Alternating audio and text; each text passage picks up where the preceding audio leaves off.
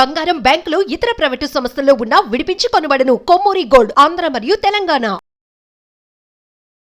నమస్తే, welcome to మనం TV. ప్రస్తుతం మనతో పాటు ఉన్నారు ప్రముఖ ఆయుర్వేదిక్ డాక్టర్ బుక్కా మహేష్ బాబు గారు. సార్తో మాట్లాడి మనకున్న సందేహాలు నివృత్తి చేసుకుందాం. హలో సార్, నమస్తే. నమస్తే సార్, కాన్స్టిపేషన్ పెద్ద ప్రాబ్లం అయిపోయింది. ఎవరిలో చూసినా కాన్స్టిపేషన్ ప్రాబ్లమ్ తో ఫేస్ చేస్తున్నారు. అయితే ఈ కాన్స్టిపేషన్ వల్ల చాలా డిసీజెస్ కూడా వస్తున్నాయి అంటున్నారు.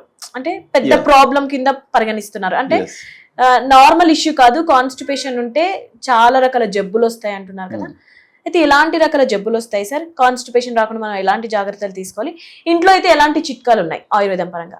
సో ఇక్కడ ప్రధానంగా అర్థం చేసుకోవాల్సింది ఏంటంటే, ఆయుర్వేద వైద్యం అనేది ఒక విస్తృతమైనటువంటి శాస్త్రీయమైనటువంటి విధి విధానము. అది న్యాచురోపతి లాంటిది, యోగా లాంటిది, ఒక రేషనాలిటీతో కూడినటువంటి ఒక వైద్యం. అసలు ఇక్కడ ప్రధానంగా ఏమిటి అంటే, మనకు గట్టు విషయంలో కానీ, గట్టు ఆరోగ్యంగా అంటే చిన్న పేగులు పెద్ద పేగులు ఆరోగ్యంగా ఉండడానికి కూడా ఆయుర్వేదం చాలా చక్కని విధి విధానాలను చెప్పడం జరిగింది. ముఖ్యంగా ఋతుచర్య లోపల, దినచర్య లోపల గట్ ఎంత క్లీన్ గా ఉండాలి. అసలు వేగము అంటే మోషన్ వెళ్ళడం కూడా ఒక వేగం అనేది, మూత్రాన్ని వదిలించడం కూడా ఒక వేగమే. ఆ వేగాలను అనేవి కంట్రోల్లో పెట్టద్దు. అవి ఈ రోజుకు ఆ రోజు 2 పూటల్లో కూడా క్లియర్ గా వెళ్లాల్సినటువంటి ఆస్కారం ఉంది. అట్లా ఉన్నట్లయితేనే అది నిజమైనటువంటి ఆరోగ్యం అని ఆయుర్వేద వైద్యం చెప్పింది. ఏ న్యాచురోపతి కానీ ఎవరు కానీ చెప్పలేదు. సో చాలా మొట్టమొదటిసారి ఆయుర్వేదంలోనే చెప్పడం జరిగింది. ఇక్కడ ప్రధానంగా ఏమిటి అంటే, ఆయుర్వేద వైద్యం అనేటటువంటిది ముఖ్యంగా ఎలాంటి ఆహార పదార్థాలు తీసుకోవాలి, ఎట్లాంటి ఆహారాన్ని తీసుకోవాలి అంటే, కేవలము ఇట్లాంటి ఆహార పదార్థాల గురించి అంటే ఒక న్యాచురోపతి వాళ్లే చెప్తారు, యోగా వాళ్లే చెప్తారని జనసామాన్యులు అనుకుంటారు. కానీ ఆయుర్వేద వైద్యమే మొట్టమొదలు డీటెయిల్ గా ఆహార పదార్థాల గురించి వర్గీకరణ చేసింది ఆయుర్వేద వైద్యమే. చాలా డీటెయిల్ గా చెప్పడం జరిగింది.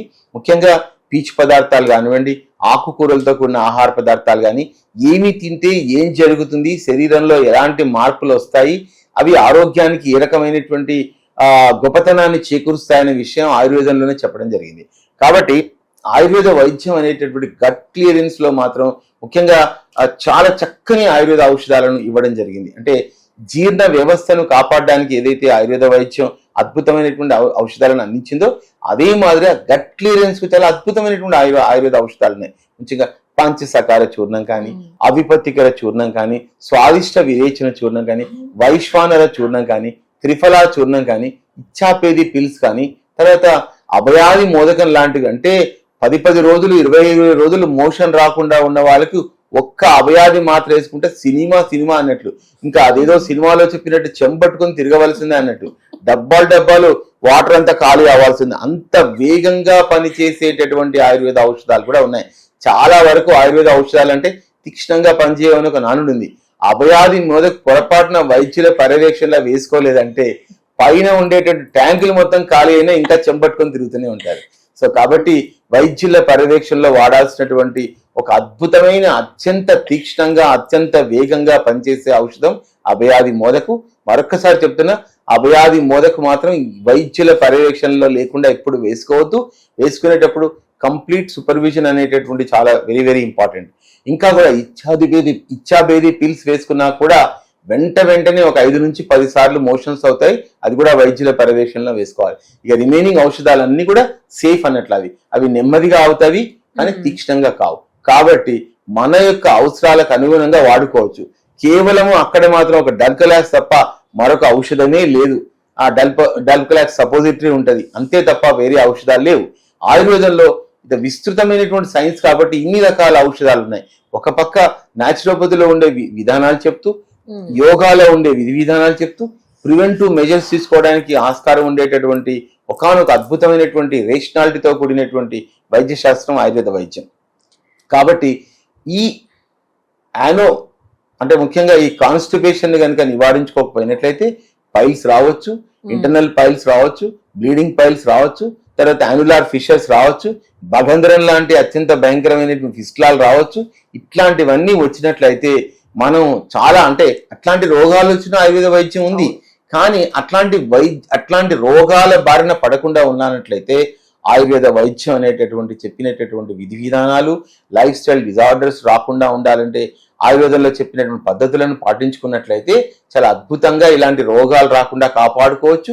రోగం వచ్చినా కూడా గట్టంతా క్లియర్ కావాలంటే మన యొక్క తీక్ష్ణతను బట్టి, మన యొక్క అవసరాన్ని బట్టి అక్కడ వైశ్వానర చూర్ణం వాడాలా, లేకపోతే త్రిఫలా చూర్ణం వాడాలా, లేకపోతే స్వాదిష్ట విరేచన చూర్ణం వాడాలా, పంచసకార చూర్ణం వాడాలా, అవిపత్తికర చూర్ణం వాడాలా అనేది వైద్యుడు నిర్ణయిస్తారు.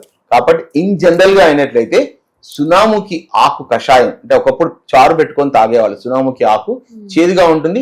రసంలో రాత్రి పడుకునేటప్పుడు ఒక 1/2 టీ స్పూన్ అందులో వేసుకొని కాచుకొని అన్నంతో పాటు కనుక ఆ రసాన్ని చారు పోసుకున్నట్టుగా పోసుకొని కనుక రాత్రి అన్నం తిన్నట్లయితే పొద్దున సుఖంగా విరేచన అవుతుంది. నెలకొక్కసారి సునాముఖి చారు పెట్టుకొని తాగినట్లయితే మన గట్టంతా క్లియర్ గా ఉంటుంది, ఆకలి వేస్తుంది, మోషన్ క్లియర్ అవుతుంది. అసలు మనకి ఈ యానోరెక్టల్ డిజార్డర్స్ రాకుండా ఉండడానికి కూడా దోహదపడుతుంది. అయితే రోజు ఫుడ్ అయినా సరే ఎలా తీసుకోవాలి అంటారు? అంటే జనరల్ గా మనం తీసుకునే ఫుడ్ జనరల్ గా ఏంటి అంటే ఈ రోజులలో జంక్ ఫుడ్ ఎక్కువగా తీసుకునేటటువంటి ప్రధానంగా దాని వల్లనే ఈ ప్రాబ్లమ్స్ వస్తుంది. స్టికీగా ఇంటెస్టైన్స్ కు అంటుకొని పోయి తర్వాత ఫైబర్ లేకపోవడం వల్ల తర్వాత మన ఇంటెస్టైన్స్ అంతా కూడా ఒక పాచిలాగా పట్టుకొని పోవడం వల్లనే ఈ ముఖ్యంగా ఎక్కువగా ముక్కడం వల్ల ఈ రకమైనటువంటి డిజార్డర్స్ మనకు వస్తూ ఉన్నాయి. ఈ పైల్స్ లాని ఫిస్ట్లా కానీ ఇట్లాంటివన్నీ రావడానికి అవే ప్రధానమైన కారణం.